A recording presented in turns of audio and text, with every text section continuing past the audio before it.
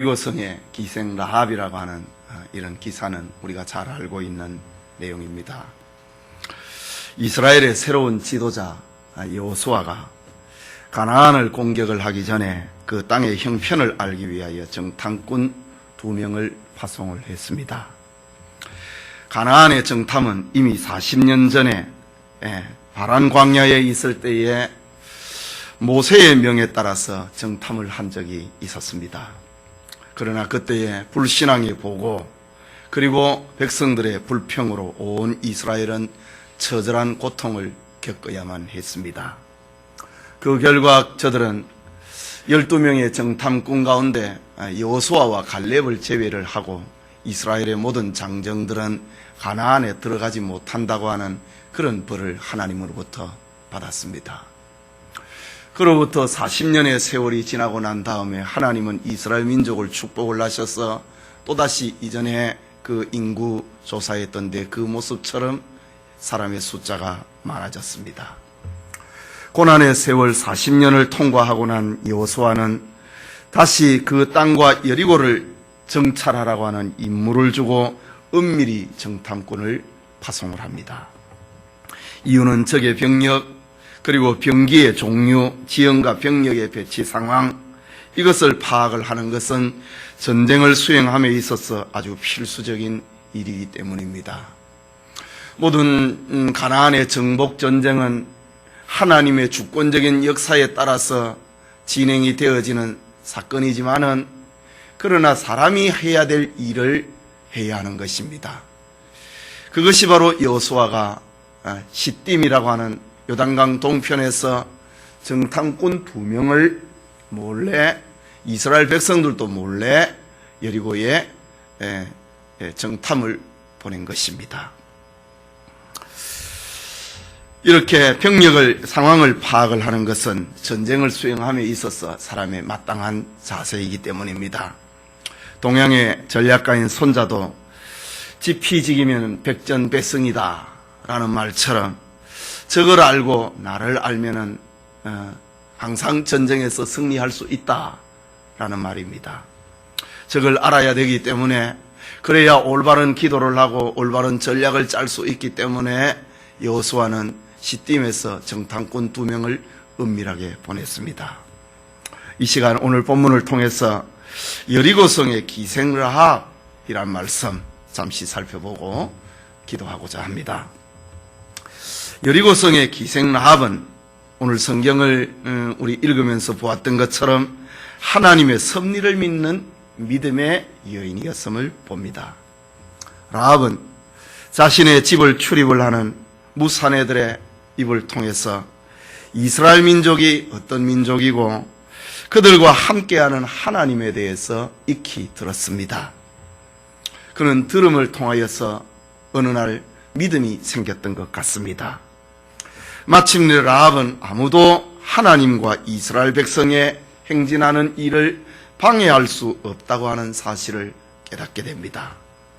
그러던 어느 날 저녁 무렵에 자기 집에 찾아온 2 사내를 보았습니다. 그리고 조금 후에 여리고 병사들이 이스라엘의 정탐꾼을 잡으러 왔다고 하면서 그 정탐꾼이 어디 갔는지를 묻고 있는 이런 일이 있었습니다. 라합은 이미 이 2 사람을 지붕 위에 삼대 속에 미리 숨겨두고 여리고의 군사들에게 방금 왔다가 성 밖으로 나갔으니 당신들이 추격을 하면은 쫓을 수 있을 것이다 라는 말을 하고 2 정탐꾼을 죽음에서 건져 주었습니다. 정탐꾼들이 그 여리고의 군사들이 자기 집에서 성 밖으로 나가는 광경을 목격을 한 라합은 2 정탐꾼들에게 올라와서 말을 합니다. 그리고 자기의 마음의 평소의 소신을 밝힙니다. 우리가 읽은 9절 말씀에 여호와께서 이 땅을 너희에게 주신 줄을 내가 알고 있다. 그리고 우리가 너희를 심히 두려워하고 이 땅 백성이 다 너희 앞에 간담이 녹는다. 이런 말을 지금 2 정탐꾼 앞에 라합이 말을 합니다. 그리고 또 10절에는 이스라엘이 애굽에서 나올 때에 여호와께서 너희 앞에서 홍해 물을 마르게 하신 일을 내가 들었다. 또 10절에 계속해서 요단 저편에 있는 아모리의 사람의 두 왕 시온과 옥에게 행한 일, 곧 저들을 전멸시킨 일을 내가 들었다 라고 말을 합니다. 이 기생 라합이 두 정탐꾼을 향하여서 지금 고백을 하고 말을 하고 있는 이 말은 정말 의미심장한 내용입니다. 지금까지 하나님께서 이스라엘을 위해서 하신 일을 내가 들었다. 그리고 내가 알고 있다. 라고 합니다. 그리고 또 11절에는 우리가 듣자 곧 마음이 녹았고 너희의 연교로 사람들이 정신을 잃었다. 라고 말합니다. 또 11절에 너희 하나님 여호와는 상천하지의 하나님이시다. 라고 고백을 합니다. 지금 9절과 10절, 11절 계속되는 그 라합의 자기 고백입니다. 정탐꾼 앞에 있는 자기 신앙 고백은 연속적으로 여호와, 여호와, 여호와라는 말이 나옵니다. 9절에 여호와께서 이 땅을 너희에게 주신 줄을 내가 안다. 또 10절에 이는 너희가 애굽에서 나올 때 여호와께서 너희 앞에서 행하신 일을 내가 들었다. 또 11절에 우리가 듣자고 마음이 녹았고 너희의 연고로 사람이 정신을 잃었나니 너희 하나님 여호와는 상천하지의 하나님이시다. 이 라합은 두 정탐꾼 앞에 자기의 하나님 신앙을 그렇게 고백을 합니다. 내가 들었다. 들음을 통하여서 나에게 믿음이 생겼다. 너희의 하나님 여호와는 상천하지의 하나님이시다. 라는 말입니다. 정말 이스라엘과 언약을 맺은 구속의 하나님 여호와를, 여호와의 이름을 연속적으로 그리고 구체적으로 이방의 여인 라합의 입에서 이런 말이 나오고 있다고 하는 사실은 보통 놀라울 일이 아닙니다. 라합의 기막힌 역사 인식이고 하나님에 대한 자기 신앙 고백이라고 해야 할 것입니다. 당시에 가나안 사람들은 여호와 하나님이 자기들을 멸망을 시킨다고 두려워 떨고 있을 중이었습니다. 마음이 녹았다 라고 했습니다. 그리고 우리가 이 하나님의 이 멸망 사건 앞에서 우리가 어떻게 방비를 해야 될 것인가, 성문을 굳게 닫고 우리가 어떻게 그 자세를 취해야 될 것인가, 하나님을 어떻게 우리가 막을 것인가, 이렇게 떨고 있는데 라합은 여호와의 전능과 위대하심 앞에 오히려 은혜를 구하는 이런 믿음을 표현을 하고 있다는 사실입니다. 라합은 나도 그런 하나님의 은혜의 그늘 아래 살고 싶다, 이런 고백을 정탐꾼에게 말을 합니다.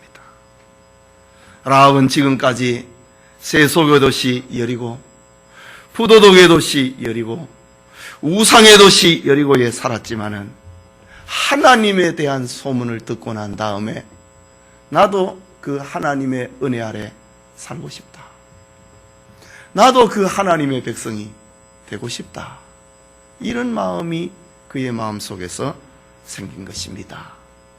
하나님에 대한 이야기를 쭉 지금까지 자기의 집을 출입을 하는 수많은 사람들을 통하여서 하나님에 대한 이야기, 하나님이 이스라엘 백성들에게 행한 일들의 이야기를 듣는 동안에 아이고 무서워라 이렇게 표현하기보다는 우리가 그 하나님을 어떻게 대항을 하지, 이렇게 하기보다는 나도 그 하나님의 의뢰 아래 거하고 싶다. 이런 마음이 생긴 것입니다. 마치 신약시대의 삭개오가 예수님의 소문을 들었을 때에 그 예수님이 어떤 분이신가 알고 싶어서 뽕나무에 올라갔던 것처럼 말입니다. 소경거지 바디메오가 예수님이 자기가 있는 이 동네 앞 여리고를 지나간다고 하는 소문을 듣고 다윗의 자손이여 나를 불쌍히 여기소서 소리를 쳤던 것처럼 이 여리고성의 기생 라합이 이스라엘의 지도자 여호수아가 보낸 2명의 정탐꾼 앞에 내가 하나님에 대한 이야기를 들었다. 우리가 알고 있다.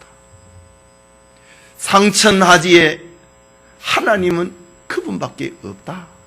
이런 고백을 이 라합이 하고 있다는 사실입니다.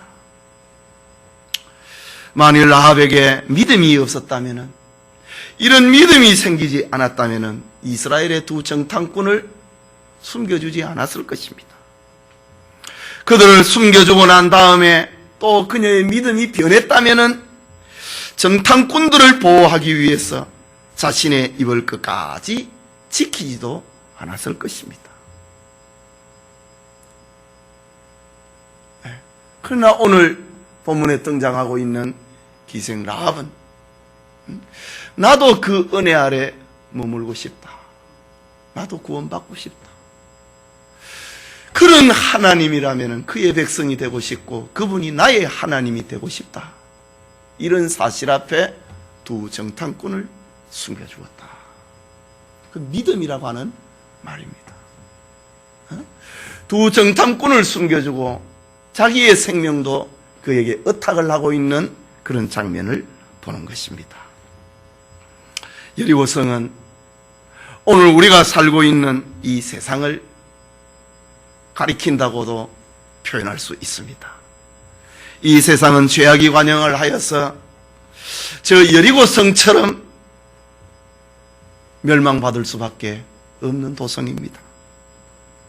이런 우리의 세상에 예수 그리스도를 통한 사랑과 구원의 복음이 들어왔습니다. 우리의 귀에 복음의 메시지가 들려왔습니다. 그러나 대부분의 사람들은 저 여리고 사람들이 그랬던 것처럼 하나님을 멸시하고 그 말씀을 들으려고 하지 아니하고 그를 믿으면 구원에 이른다고 하는 사실을 부인을 하고 있습니다. 오늘의 여리고성, 저 지난날 여리고성의 사람들이 그랬던 것처럼 말입니다. 그러나 멸망의 도시 여리고의 라합처럼 하나님의 섭리를 믿는 사람들이 있습니다. 구원받기로 작정된 성도들이 바로 이런 사람인 것입니다. 성도들을 통하여서 여전히 하나님만이 세상의 주권자시요 구원자이심을 고백을 하는 신앙 고백을 하도록 만들어주는 것입니다. 우리가 그렇다면 우리도 저 2명의 정탐꾼과 같이 오늘의 우리가 살고 있는 이 도시의 상황을 살피고 또 하나님의 택한 백성들을 찾아내야 될 것이다. 그런 말입니다. 둘째로 오늘 여리고성의 기생 라합은 하나님의 구원을 약속을 받고 있습니다. 라합은 자신의 신앙을 다 고백을 하고 난 다음에 2 정탐꾼들에게 중대한 맹세를 요청합니다. 12절에 내가 너희를 선대하였은즉 너희도 내 아버지의 집을 선대하여 나의 부모와 남녀 형제 무릇 그들에게 있는 모든 자를 살려주어 우리 생명을 죽는 데서 건져내기로 이제 여호와로 맹세하고 내게 진실한 표를 내라 라고 합니다. 라합이 내가 너희들을 숨겨주었던 것처럼 너희들도 나와 내 아버지 집을 구원해내라. 그리고 구원해낼 수 있는 표를 나에게 달라 라고 말을 합니다. 이것은 하나님 안에서 라합과 두 정탐꾼과의 일종의 계약이라고 말할 수 있습니다. 특히 오늘 본문에서 라합은 하나님의 이름으로, 여호와의 이름으로 맹세하라고 합니다. 그리고 계약의 진실한 표를 나에게 달라고 합니다. 자신의 생명을 걸고 정탐꾼을 보호해준 라합은 하나님의 은혜와 구원을 향한 믿음의 열정으로 이렇게 담대하게 내가 당신들을 구원했던 것처럼 너희들도 나와 내 아비집을 구원해내라 라고 말을 합니다.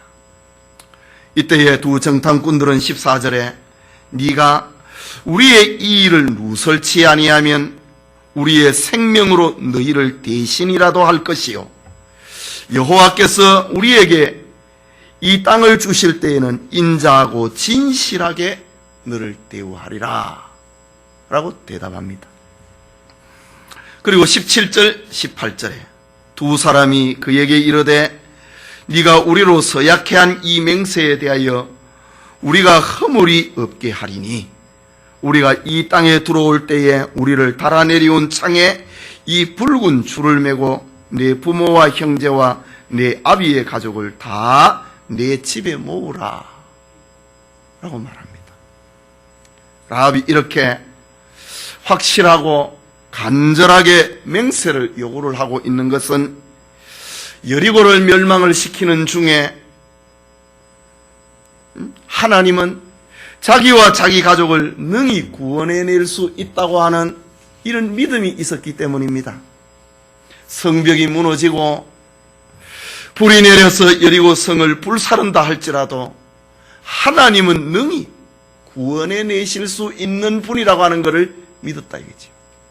지금까지 자기가 들어왔던 하나님, 애굽에서 열 재앙을 내리시고 6월절에 피 뿌리는 예를 통하여서 장자의 죽음에서 건져내신 하나님, 홍해를 마른 땅같이 건너게 하신 하나님, 40년 동안 농사를 짓지 않음에도 저들이 줄이지 않게 해주신 하나님, 그리고 광야를 통과하면서도 목말라 죽게 하신 일이 없게 하신 하나님, 그 하나님이라면은, 그 능력의 하나님, 기적의 하나님이라면은 이 여리고성이 다 무너져서 죽는다 할지라도 그 하나님은 나와 네 집을 구원해낼 수 있다, 그런 말입니다. 그런데 중요한 것은 그때에 나를 구원한다고 하는, 나와 내 아비집을 구원한다고 하는 표를 나에게 달라 라고 합니다. 이에 대해서 두 정탐꾼은 네가 우리를 숨겨주었다, 그리고 우리가 도망을 가고 난 다음에 네가 이 일을 누설치 아니하면은 우리가 이 땅을 들어올 때에 인자와 진실로 너를 대우하겠다 약속을 합니다. 그리고 저들에게 구원의 소망을 심어줍니다. 이러한 생명의 서약이 끝이 나자 라합은 여호수아의 정탐꾼을 여리고성 밖을 향하고 있는 자기 집 창문에 줄로 내려 달았습니다. 저들은 서로 줄을 잡았습니다. 그녀는 줄을 풀어서 정탐꾼들을 성 밖에 달아내렸습니다. 그들은 그 줄을 타고 여리고 성 밖을 떠났습니다. 떠나가면서 저들은 라합에게 하는 말, 우리를 달아내려온 이 창에 이 붉은 줄을 메어놓으라 라고 했습니다. 그날 밤이 지나고 난 다음에 굳게 닫힌 여리고의 성벽 창가에는 붉은 줄이 메어 있었습니다. 라합은 정탐꾼들과의 언약을 맺을 때에 정탐꾼에 대해서 발설을 하지 않겠다고 약속을 했습니다. 그리고 그 약속을 지키고 있다고 하는 그 표현으로 창가에 붉은 줄을 매달아 놓았습니다. 그렇다면 기생 라합의 창가에 달려있던 붉은 줄은 정탐꾼과 그리고 라합과의 맺어진 계약의 상징이었습니다. 내가 지금 당신들과 한 약속을 지키고 있다라는 말입니다. 언약의 표, 구원의 표를 받은 기생 라합입니다. 오늘 우리 성도들의 집에도 여전히 저 라합의 창가에 달려있던 붉은 줄처럼 우리의 집 현관의 방구석에 언약의 붉은 줄을 넘쳐나게 만들어야 됩니다. 그것이 무엇입니까? 우리가 하나님을 믿고 있다고 하는 표가 무엇이냐? 하나님의 구원 약속을 믿고 있다고 하는 표가 무엇이냐? 그것은 하나님 앞에 가정 예배를 드리는 것이고 또 경건서적을 읽는 것이고 집안에 기도회를 하는 것입니다. 그리고 또 정한 시간에 하나님 앞에 나와서 예배를 드리고 그리스도인의 삶의 의무를 감당을 하는 겁니다. 이것이 바로 저 여리고성의 저 기생 라합이 자기 집 창가에 붉은 줄을 내달았던 것과 마찬가지입니다. 구원의 주님이 오실 때에 우리에게 감추고 싶은 것, 부끄러워할 만한 것이 없어야 된다고 하는 그런 말이기도 합니다. 그러면 우리 주님은 우리를 크게 축복하신다. 주님을 믿는 흔적을 우리는 간직하고 있어야 된다라는 말입니다. 예배드리는 성도님, 하나님께서 기생 라합을 멸망의 도시에서 구원해내신 것은 결코 그녀의 도덕성이 뛰어나거나 지식의 정도가 높거나 훌륭한 인격을 가지고 있어서 구원을 받은 것이 아닙니다.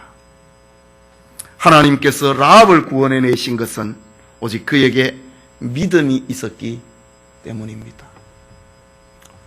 하나님께서 이스라엘 백성들에게 행하신 일들을 듣는 가운데 그 하나님이라면은 그 하나님의 은혜 아래 나도 거하고 싶다.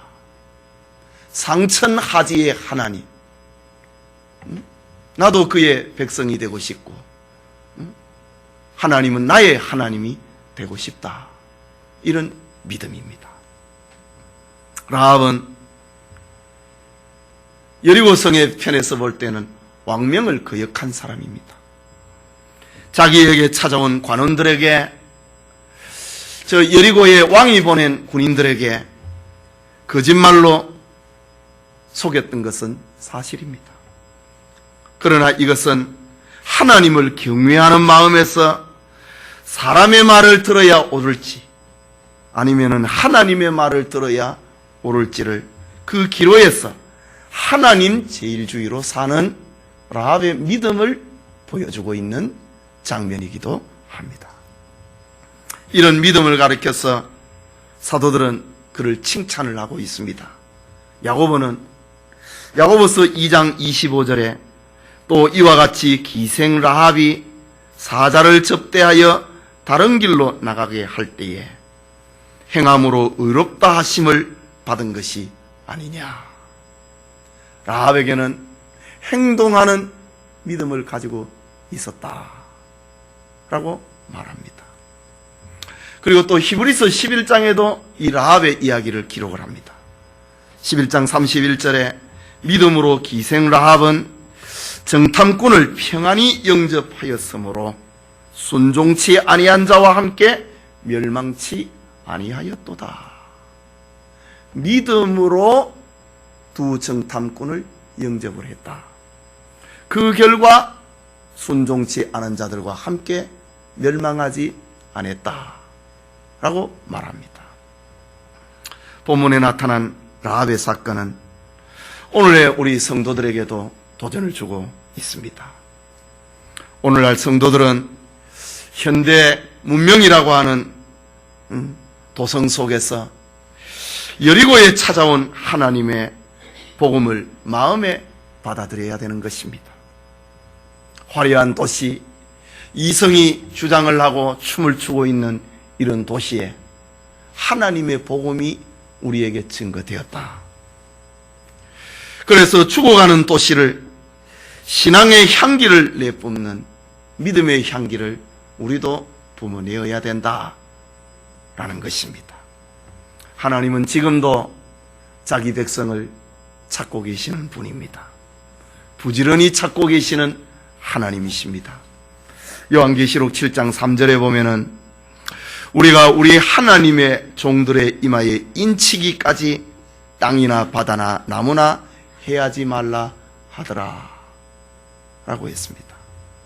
하나님이 구원받아야 될 자기 백성이 존재하고 있는 한 하나님께서 친히 역사를 붙들고 있다라는 말입니다. 여리고성에 구원받아야 될 기생 라합과 그의 가족들, 오늘 우리가 살고 있는 이 도시에 구원받아야 될 우리와 우리의 가족들, 그리고 우리가 찾아내야 될 사람들이 있다라고 하는 말입니다. 그리고 우리는 이 일이 끝이 나기까지 우리의 마음의 창에 저 라합이 붉은 줄을 달아놓은 것처럼 우리의 마음의 창에, 우리의 가정의 창에, 우리 교회의 창에 붉은 줄을 굳게 메어야 되는 것입니다. 주님의 약속을 의지하는 것입니다. 주님의 십자가를 붙드는 것을 말하는 것입니다. 예배하는 우리 모든 성도님들의 가정에 그리고 개인에게 이런 은혜가 함께하기를 소원합니다.